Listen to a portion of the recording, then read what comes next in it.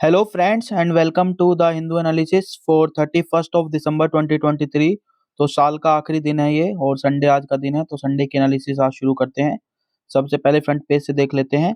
Ayodhya airport takes off ahead of January 22। तो जो सबको पता है, जो जनवरी 22 को जो है कॉन्सिक्रेशन होना है, जो रामलला टेम्पल है उसका अयोध्या में, तो उसी के रिगार्डिंग जो है सैटरडे को जो हमारे प्राइम मिनिस्टर साहब हैं उन्होंने 46 प्रोजेक्ट जो है वो लॉन्च किए हैं, जिसकी एस्टिमेटेड कॉस्ट जो है वो लगभग 15,700 करोड़ रही है। और उन्होंने महर्षि वाल्मीकि इंटरनेशनल एयरपोर्ट का भी जो है उद्घाटन किया और साथ साथ जो अयोध्या धाम जंक्शन था रेलवे स्टेशन है उसको भी रिवैम्प किया गया है। ठीक है ना। तो ये फ्रंट पेज से आज की इम्पोर्टेंट खबर थी। उसके अलावा देख लेते हैं सेंसस जो है, जो कि होने वाला था, बोल रहे थे कि 2024 तक कर दिया जाएगा, उसको फिर से पोस्टपोन किया गया है दोबारा से। और ये जो है लगभग नेक्स्ट ईयर के अक्टूबर तक जो है वो डिले किया गया है लगभग। ठीक है ना। तो जो डेडलाइन थी to freeze the administrative boundaries of district, tehsils, towns, municipal bodies and others for the census it has been extended till June 30 2024। ठीक है ना। तो ये जो बेसिकली ये जो आई है अपडेट, इससे it has ruled out the exercise before the 2024 general election which is expected to be held in April and May. तो अप्रैल मई में जो 2024 के इलेक्शन होने वाले हैं, जनरल इलेक्शन, उसके बाद ही ये एक्सरसाइज एक तरह से अब हो पाएगी सेंसस की। ठीक है। तो आगे देखते हैं। आगे तो चलिए देखते हैं कुछ है इम्पोर्टेंट। तो चलिए साइंस के सेक्शन में आते हैं, क्योंकि संडे के दिन बहुत सारे हमने बताए थे फ्रीक्वेंटली आस्क्ड क्वेश्चंस, प्रोफाइल्स और साइंस के सेक्शन अच्छे आते हैं, तो उनकी एनालिसिस हम करते हैं।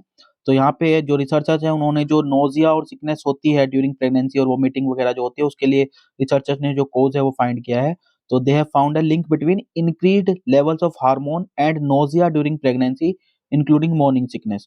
जो मेजोरिटी ऑफ प्रेगनेंसीज हैं, लगभग 70% वो अफेक्टेड रहती हैं ये नोजिया और वोमिटिंग वाले इंसिडेंट से। और इसके लिए जो रिस्पॉन्सिबल है that is hormone growth differentiation factor 15, इसको नाम दिया GDF 15, growth differentiation factor 15। It has previously been implicated in morning sickness. ठीक है ना। और ये जो फीटस है, it is responsible for the vast majority of the hormone circulating in the maternal plasma. और ये जो जब लोअर लेवल्स ऑफ GDF 15 रहते हैं before pregnancy, they are also associated with the high risk of developing hyper emesis gravidarum. ये जो vomiting की जो एक तरह से जो नोज़िया और वोमिटिंग है, उसको हाइपरमेसिस मतलब एक जो एक एलिवेटेड लेवल्स में को बहुत ज़्यादा जब एलिवेटेड लेवल हो जाता है, उस कंडीशन को जो है बोला जाता है। मोस्टली फर्स्ट ट्राइमेस्टर में ये ऑब्जर्व की जाती है चीज़ें। जो रिजल्ट्स हैं उन्होंने ये भी सजेस्ट किया है कि जो those with lower levels of GDF 15 before pregnancy may be more sensitive to the increase levels of the hormone during pregnancy. दूसरा जो फाइंडिंग्स है उन्होंने ये भी सपोर्ट किया है कि ये putative causal role for fetally derived GDF 15 in the nausea and vomiting of human pregnancy with maternal sensitivity at least partly determined by pregnancy exposure to the hormone being a major influence on its severity। तो ये पूरा research में एक तरह से इन्होंने find out किया है। दूसरा ये है जो साइंस में है, 20 to 30% जो हेल्थ टैक्स है उसको लेवाई करने की बात करिए on food which are high in sugar, salt and fat. तो स्टडी में ये बोला गया है। जो रिकमेंडेशन है वो एक आउटकम है स्टडी जो कमीशन की गई थी नीति आयोग के द्वारा, which is studying the impact of imposing health taxes and warning labels on food products। कि फूड प्रोडक्ट्स पे वार्निंग लेबल्स लगाने के और हेल्थ टैक्स इंपोज करने के क्या जो है इम्पैक्ट हो सकते हैं, किस तरीके से वो क्या वो एनकरेज कर सकते हैं हेल्दी ईटिंग प्रैक्टिस को। उसकी ये स्टडी जो की गई थी नीति आयोग की, उसने ही एक तरह से उसमें आउटकम ये आया है। तो इम्प्रूविंग हेल्थ आउटकम जो है वो देखने को मिले हैं। सिंटेक्स आपको पता होगा, जो एक तरह से इसी टाइप के जो भी मतलब हार्मफुल चीज होते हैं उन पे, सिन गुड्स होते हैं उन पे एक तरह से टैक्स लगा दिया जाता है, हायर टैक्स लगाया जाता है। जो करंटली शुगर स्वीटेंड बेवरेज है, SSB जिनको बोलते हैं, उन पे 28% GST है प्लस 12% सेस भी है। लेकिन जो हाई फैट, हाई साल्ट और शुगर प्रोडक्ट्स हैं उनके ऊपर केवल 12% GST है। तो इसी चीज को बोला कि इसको भी जो है हाई GST वाले या हाई सेस वाले स्लैब में लाया जाए। जो ग्लोबल एवरेज है कंजम्पशन शुगर का, वो है 22 किलोग्राम पर पर्सन पर ईयर। लेकिन वहीं अगर इंडिया में देखें तो ये देखिए 25 किलोग्राम पर ईयर पर पर्सन निकल के आता है। जो फ्री शुगर कंजम्पशन है इंडिया में वो 5 गुना है ये WHO के जो रिकमेंडेड थ्रेशोल्ड है उसके मुकाबले। ठीक है ना। तो ये देख सकते हैं कितना हाई लेवल है शुगर कंजम्पशन का। फिर जो SSB हमने बात की थी, उसपे जो हेल्थ टैक्स है वो 10 से 30% है। अगर कर देंगे तो it could result in 7 to 30% decline in demand. जाहिर सी बात है, जैसे जैसे टैक्स हाई होगा तो उनकी डिमांड में कमी आएगी और इससे हेल्दी प्रैक्टिसेस बढ़ेंगी। और जो HFS है जिसमें हाई फैट और साल्ट और शुगर कंटेंट है, वो 10-30% अगर हेल्थ टैक्स लगाएँगे, तो उसमें जो डिक्लाइन देखने को मिलेगा डिमांड में वो 5 से 24% तक हो सकता है।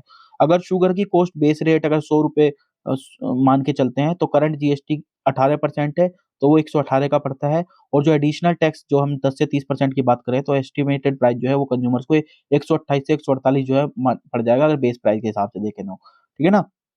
फिर जो एसएसबीज़ हैं, उनमें अगर 100 का बेस प्राइस लें तो करंट जीएसटी 18% है, प्लस उसपे 12% एडिशनल सेस है। तो जो प्राइस है वो 140 है, लेकिन जब आप उसमें 10 टू 30% वाला टैक्स लगाएँगे तो 150 टू 170 जो है उसका प्राइस हो जाएगा। उसी तरह से जो एचएफएसएस वाले प्रोडक्ट्स हैं, उसमें भी जो 12% अभी जीएसटी है तो अभी ₹112 है, लेकिन जब एडिशनल टैक्स लगा देंगे तो 122 से ₹142 जो है उनका प्राइस वो पड़ जाएगा। ठीक है ना?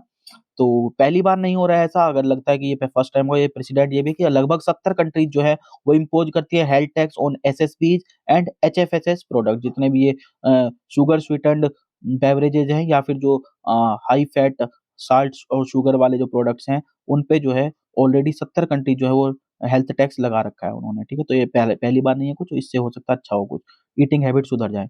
Next is missing TB cases in the private sector. तो प्राइवेट सेक्टर में जो डायग्नोसिस वगैरह हो रही है, वहाँ पे जो टीबी केसेज़ हैं उनके मिसिंग या वो नोटिफ़ाई नहीं करते उसके रिगार्डिंग है, क्योंकि इंडिया में जो है नोटिफ़िकेशन को मैंडेटरी बनाया था टीबी पेशेंट्स के लिए 2012 में, और basically to address the problem of delayed diagnosis, suboptimal quality of care, incorrect diagnosis and treatment protocols being used, a high drop out rate in the private sector, ठीक है ना?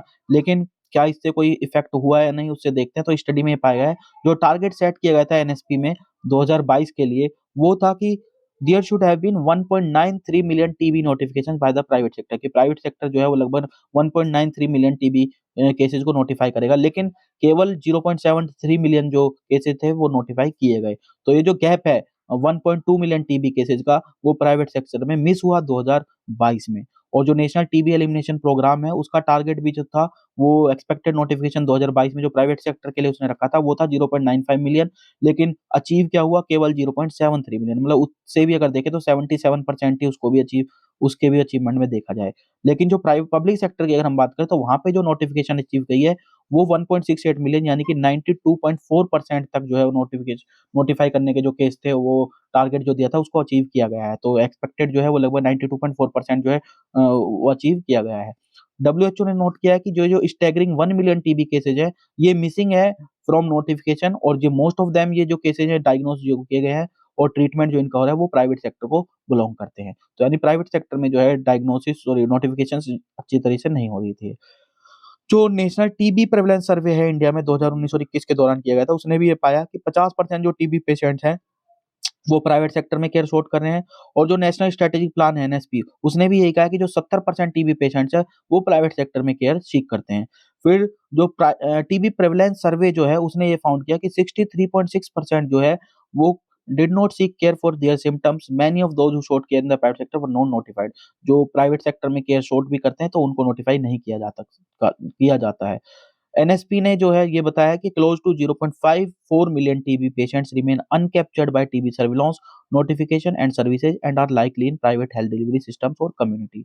तो ये पूरा देखने को मिला है। जो टीबी प्रेवलेंस सर्वे है, उसने ये भी बताया है कि जो मच नीडेड इन्फॉर्मेशन जो अबाउट टीबी बर्डन थी, वो नहीं प्रोवाइड की जाती है प्राइवेट सेक्टर के द्वारा, और उसने ये पाया कि टीबी प्रेवलेंस अगर देखें अक्रॉस ऑल एज ग्रुप्स, वो 312 पर 1 लाख पॉपुलेशन है फॉर ईयर 2021, और इसके कॉन्ट्रास्ट में अगर नोटिफिकेशन रेट देखें, तो 2021 में पब्लिक और प्राइवेट सेक्टर्स को अगर मिलाएँ, तो केवल 153 पर 1 लाख पॉपुलेशन जो है वो एज़ पर टीबी रिपोर्ट 2020 जो है नोटिफाइड हुए थे। तो 172.1 पर लाख जो है 2022 में ये हुई है। तो 2021 में भी देख सकते हैं आप, केवल 153 पर लाख थी, और 2022 में भी 172.1 पर लाख थी, जबकि जो नोटिफाइड जो टीबी प्रेवलेंस बताई गई थी, वो थी 312 पर 1 लाख पॉपुलेशन। तो उसमें कितना गैप है, मोस्ट मेजॉरिटी जो है प्राइवेट सेक्टर की नॉन नोटिफिकेशन की वजह से ये होता है।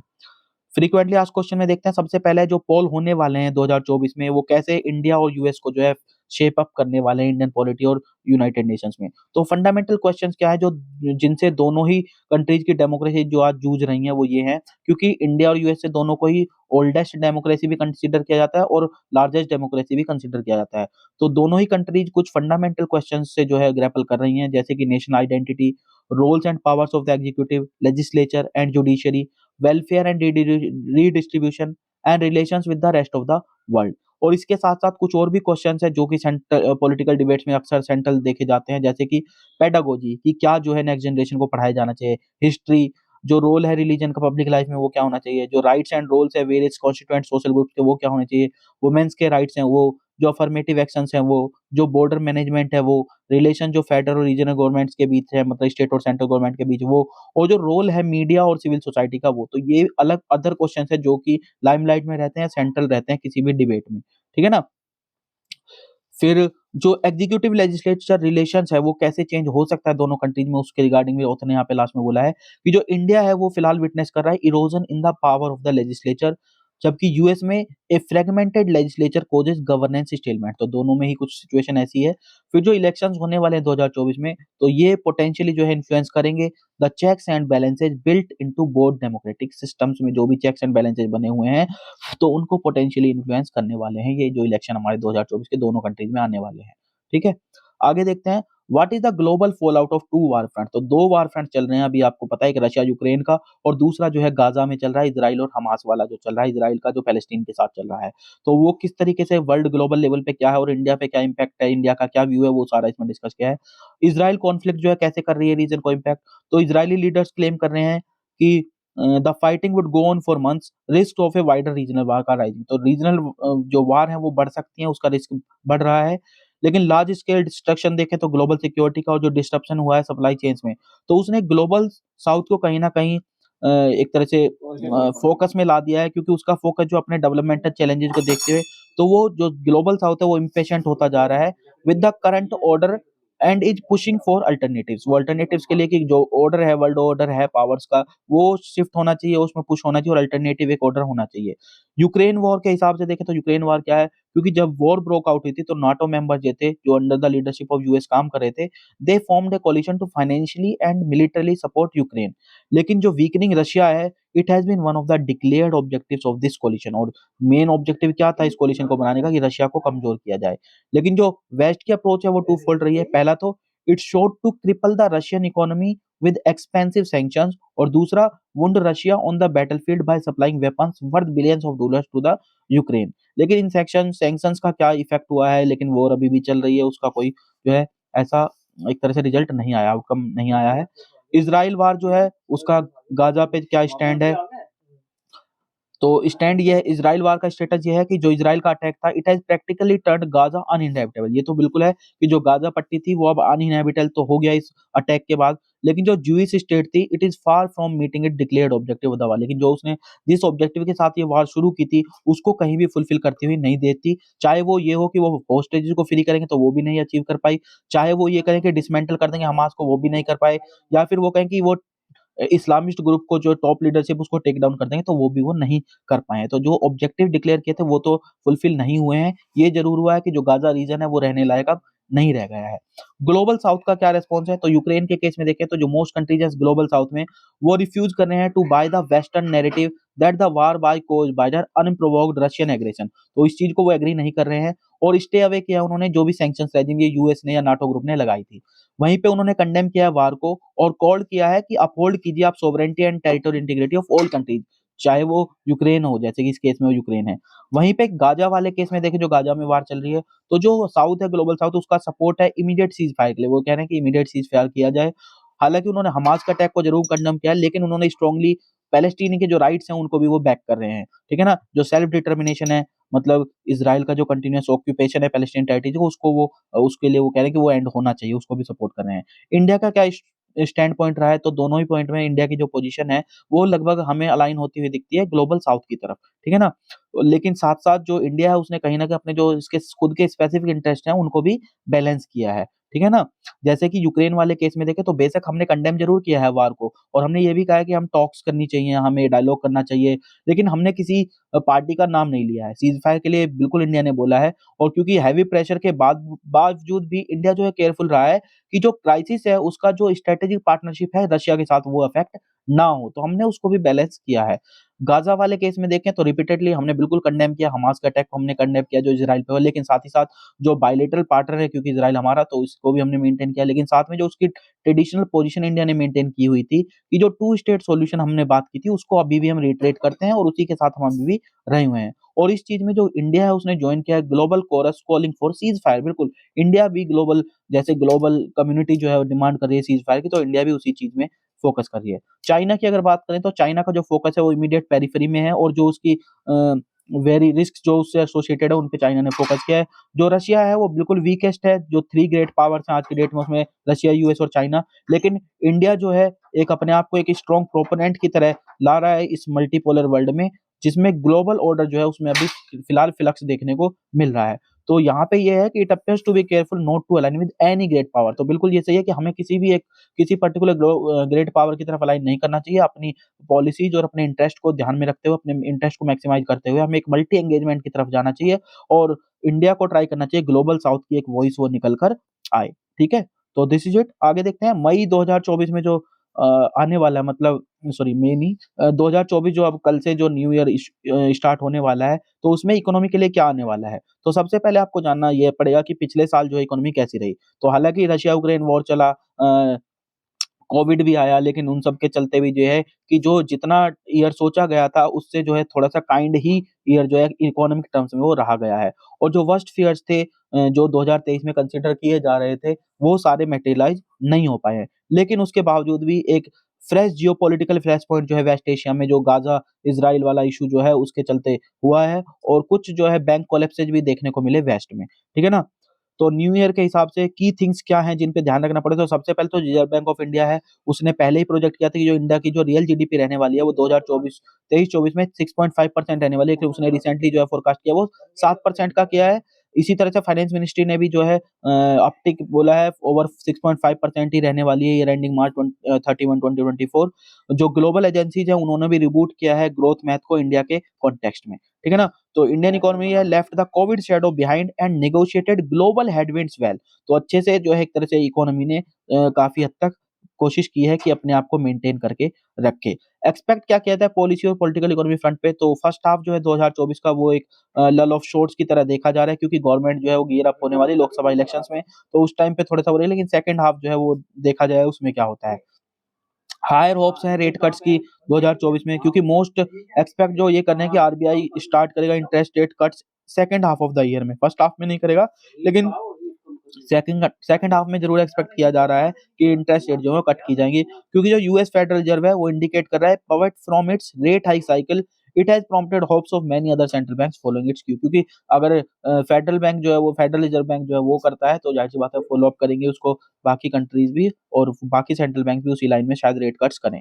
इन्फ्लेशन की बात करें तो इंटरमिटेंट स्पट्स के बावजूद भी इंडिया का जो इन्फ्लेशन ट्रैजेक्टरी है वो अंडर बेटर कंट्रोल दिखाई दे रही है as compare to previous year. तो आरबीआई एक्सपेक्ट कर रहा है retail inflation average 5.2% first half of 2024, और before reaching to 4% target between July September and rising to 4.7% in the final quarter.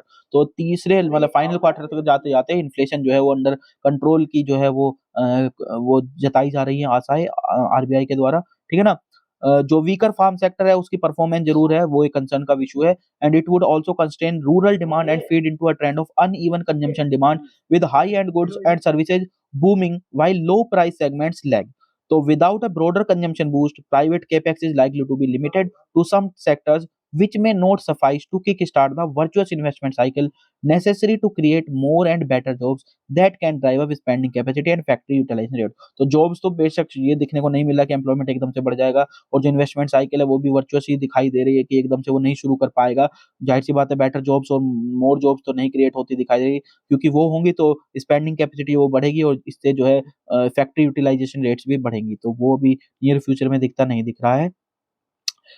Profile section में सबसे पहले साक्षी मलिक जी को दिखाया गया है, ओलंपिक मेडलिस्ट हैं ये। इन्होंने रेसलर्स के प्रोटेस्ट को जो है लीड किया था over alleged sexual harassment and other charges against former WFI president, and she has been vocal in her demand for a safer environment for the girls who take the sport. तो उन्होंने ये बोला है कि वो safe रहे, जो उन्होंने जो है रिज़ाइन कर दिया है इंटरनेशनल रेसलिंग से इसी डिमांड के चलते कि जो डिमांड है उनको पूरी होनी चाहिए।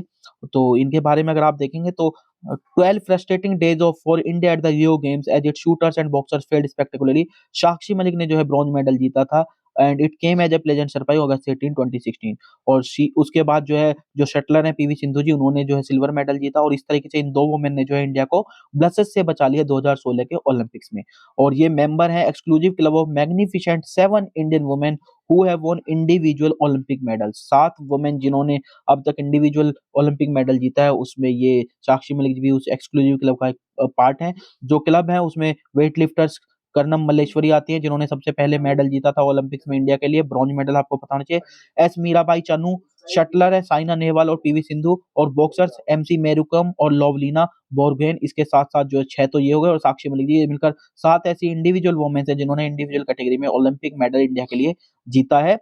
और जैसा कि उनका डिटरमिन्ड परफॉर्मेंस रहा था मैट पे, उसी तरह से ये जो साक्षी मलिक जी हैं, वो फाइट कर रही हैं with determination forcefully for a cause closer to heart. ये कि जो वुमेन है उनको सेफ एनवायरनमेंट मिलना चाहिए स्पोर्ट्स में जब वो पार्टिसिपेट करती हैं।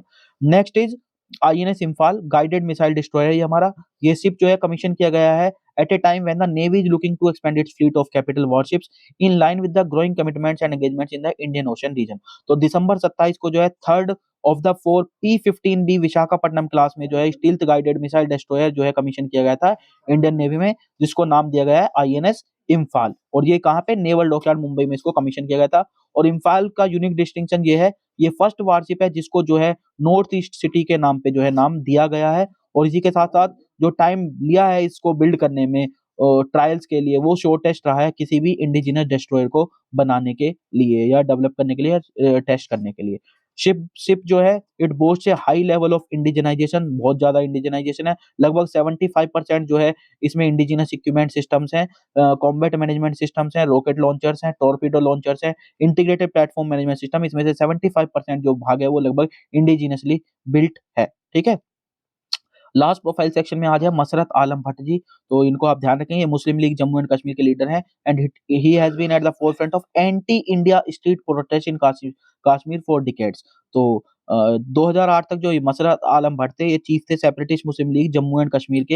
ये एक तरह से शेडो में रह रहे थे, जैसे कि बहुत सारे सेकंड रंग सेपरेटिस्ट लीडर्स रह रहे थे। और लेकिन लाइमलाइट में 2008-9 में जब आर्म्ड इंसर्जेंसी कश्मीर में ट्रांजिशन हुई एजिटेशनल पॉलिटिक्स में, तब ये लाइमलाइट में आए। और अभी इन्होंने फिर से हेडलाइन में हिट हुए हैं क्योंकि लास्ट वीक जो है इनकी पार्टी जो थी उसको बैन कर दिया गया था है under UAP, unlawful activity prevention act के अंडर इनको जो है सेंट्रल गवर्नमेंट ने उसको बैन किया है for supporting terrorist activities and inciting people to establish Islamic rule in Jammu and Kashmir. तो यही इनके बस इतना ही जानना था कि ये उस ग्रुप के एक तरह से सपोर्टर थे, उनको बैन कर दिया गया है इनके ग्रुप को। ठीक है, इसलिए लाइमलाइट में आए थे।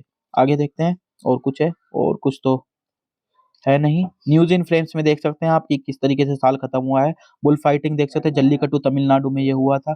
उसके बाद जो एप्पल के सीईओ टिम कुक थे, उन्होंने मैकिंटोश क्लासिक जब ब्रॉड किया visitor during the opening of first Apple ink flagship store Mumbai में खुला था, तब का ये सीन है। उसके बाद आप देख सकते हैं साक्षी मलिक जी, विनेश फोगट और ये बजरंग पूनिया जी प्रोटेस्ट के दौरान है ये। यहाँ पे जो कांग्रेस जीती असेंबली इलेक्शन बंगलुरु में उसका है। उसके बाद ये देख सकते हैं चेन्नई सुपर किंग्स के सपोर्टर जो है आईपीएल में आए थे, उसका ही है ये कुछ डाउन्स भी हैं, कुछ अप्स हैं, कुछ डाउन्स भी हैं। जैसे डिजास्टर हुआ था, ये कोच जो कोरोमंडल एक्सप्रेस के थे, वो एक्सीडेंट हुआ था उनका near the Bahanagar railway station Balasore Odisha में जून में। उसके बाद ये देख सकते हैं, ये फर्स्ट वुमेन है बेलेली, ऑस्कर अवार्ड विनिंग डॉक्यूमेंट्री जो थी एलिफेंट विस्परर्स, उसमें वो फर्स्ट वुमेन एलिफेंट केयरटेकर बनी है तमिलनाडु में। और after she was given appointment at the Theppakadu elephant camp in August, तो इनका नाम आप याद रखें, बेली। ठीक है। फिर ये देखते हैं मीती कम्युनिटी, ये मणिपुर में जो मीती और कुकी कम्युनिटी के बीच जो एक तरह से डिस्प्यूट चला, वार चली थी, वार क्या मतलब कॉन्फ्लिक्ट हुआ था, उसका है ये। तो ये है। उसके बाद ये देख सकते हैं बहुत इंपॉर्टेंट हुई थी, जो वचाती कम्युनिटी के लोग थे, उनको जो है मद्रास हाई कोर्ट ने जो है कन्विक्शन जो स्टेट ऑफिशियल्स का था उसको अपहेल्ड किया था। और तमिलनाडु का ये धर्मपुरी जो है जगह है, वहाँ पे ये बेसिकली लोग हैं, ये इसी बेनियन ट्री के अंडर ये खड़े हैं। तो वचाती कम्युनिटी भी आपको याद रखनी इम्पोर्टेंट थी। और उसके बाद ये देख सकते हैं आप जो छठ पूजा के दौरान मरीना बीच पे चेन्नई में हो रहा है, ये तमिलनाडु जो चेन्नई में अभी फ्लड्स आई थी रिसेंट, जो साइक्लोन मिचोंग आया था उसके बाद की सिचुएशन दिखाई गई है। ये देख सकते हैं आप, ये फ्लड वाटर जो तिरुवुत्तुर नॉर्थ चेन्नई में, और oil spill following cyclone Michaung दिसंबर में, ये दोनों आप देख सकते हैं। ठीक है।